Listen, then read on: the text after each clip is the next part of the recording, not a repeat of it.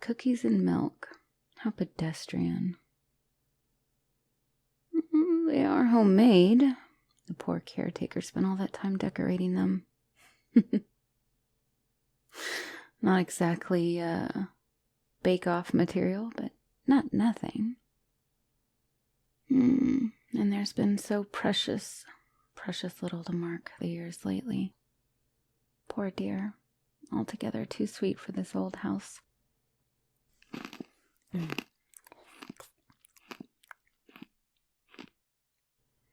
As are these cookies, unfortunately.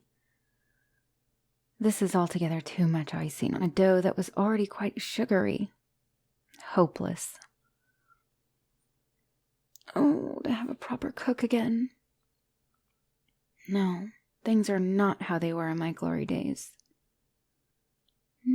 Speaking of our dear misguided caretaker, there they are. Looking rather slack-jawed, I might add, rather than the proper image of a servant. Cute, but clueless.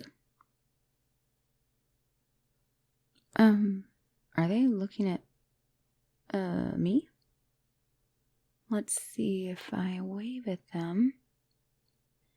They wave back. Very interesting. I wonder what they see exactly. Denizen of the manor, who takes shelter under my roof and eats of my larder, be not afraid. Well, that's just rude. Denizen, I am not raising my voice. This is but how a spirit invokes mortal notice. Oh, you can't be serious. Can you hear me now? This whole time? Really? Well, that was extremely cheeky of you to eavesdrop on me. I am quite accustomed to thinking aloud, and I don't see any reason why that should change to accommodate you. Besides, I stand by every word. You've gone entirely overboard with the frosting and should make a note of that in the future. And darling, you're going to start attracting flies if you don't close your mouth. You look like you've seen a ghost, and it's not very dignified. Me? No, of course I'm not. I'm not dead at all. I'm a spirit, not a ghost. I assure you, the defect is in your language, not my explanation. I am nothing more or less than the lady of the house. I was born of 1,000 mothers, the dryads whose trees became the timber that are my walls. I am in the carpet and the electric wires, my eyes are windows. I reach all the way out to the street, and when you mow my lawn, it tickles me as surely as if you were walking on the palm of my hand.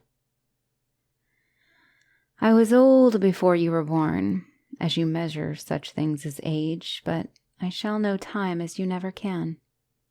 I feel the moontide constantly, and the years flicker on, as brief as the pause between chimes of my grandfather clock.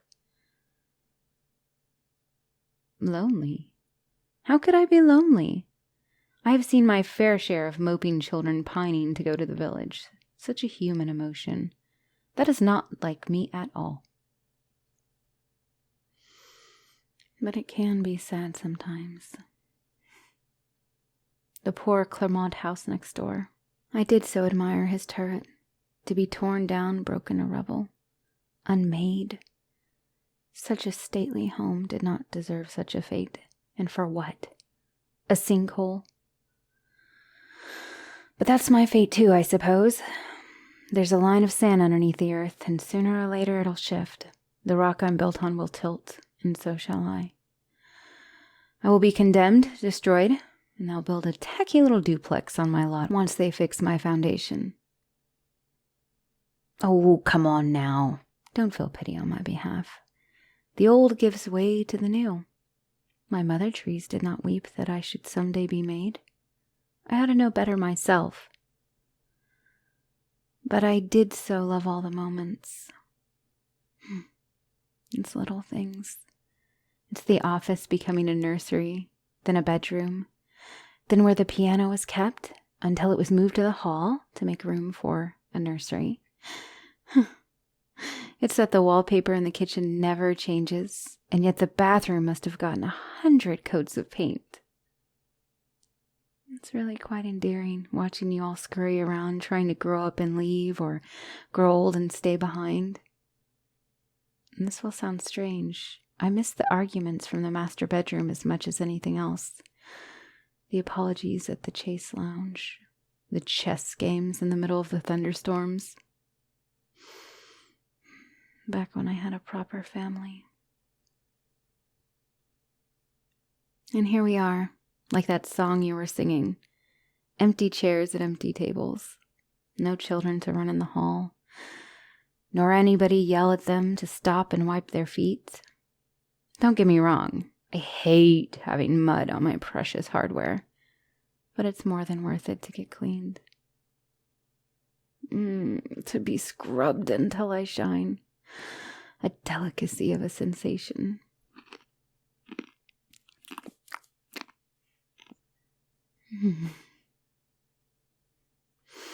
Perhaps I've been too hard on you.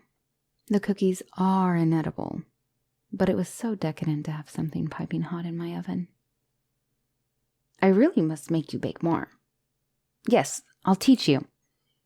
I've had many renowned chefs grace me. I am comically overqualified to tutor you. We could start with some nice brownies. It's hardly possible that you could make a blunder of that. And to have the smell rising up the stairs again. Ooh, and I'll train you through some sourdough breads and savory pies. Throw in some main courses. Potato soup, I think, with celery and goat cheese. The Reeses, they lived here nearly a century ago. They kept a pot of bean and tomato soup with lots of black pepper and garlic.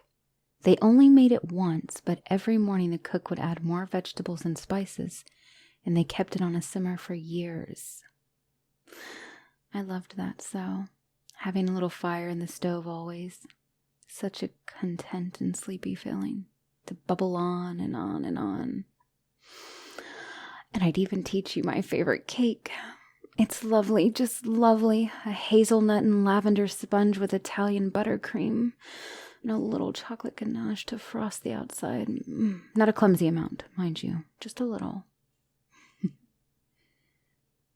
I hosted a wedding with that cake at the head of the table. 40 guests all crowded at my dining table. I never felt so proud. Like one of the true great houses. I still have that crystal display forgotten in the attic. No, about 50 years now. Which reminds me, you know I have squirrels living up there, right? Well, what do you intend to do about it? I would hope so. It's entirely undignified. And I know it's not your fault, dearie, but the trim on the walls of the guest wing is slightly the wrong shade of white. Nope, wrong since the day they painted it. I cried and cried. It's supposed to be daisy, not porcelain. Oh, this is no laughing matter. You're supposed to be the caretaker, so I do insist you take care of me. I'm not above setting the shed on fire to get you dismissed if you do not please me. Good. Now, where was I? Of course, the guest wing. The library could use a dusting. And the chairs all wobble. Well, nobody sits in them, but I know and I notice, and it's a real tragedy. I've seen the sign for a yard sale up the road. If that was also a period home, there might be some suitable antiques. I'll want some pictures at any rate. Caretaker, please. It's not your place to worry about money of all things. I have more class than that, thank you very much. I'll have you know that Mr. Decatur did not trust the banks, and the young Miss Decatur did not find half of what he hid away. I'm aware that an old house like me requires a lot of care And if you can only manage coming 1 day a week to mow the lawn, I'm sure I'll think of tasks faster than you can complete them. The owner can't be bothered. What with their love of all things urban. I guess what I'm trying to say is that I have enough money in the drywall to hire you for full time if you're interested. There's a ton of repair work. We've barely scratched the surface. And the garden has come completely native. Somebody needs to shovel the snow, and I miss being decorated for the holidays. There would be perks, of course. Besides the baking lessons, you could spend more leisure time here. The TV works just fine. You could set up cable. Netflix. And if you're here every day, you might as well sleep here. You could sleep in a different room every night. Or you could take the master suite.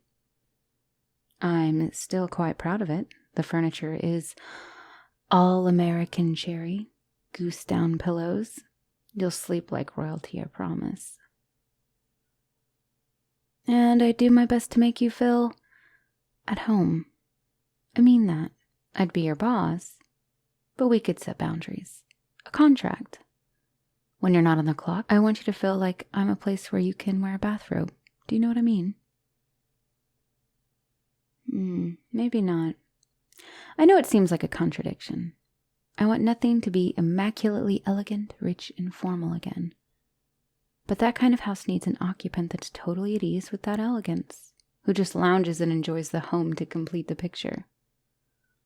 Like how a sugar cookie needs just a pinch of salt so that the sweetness isn't cloying.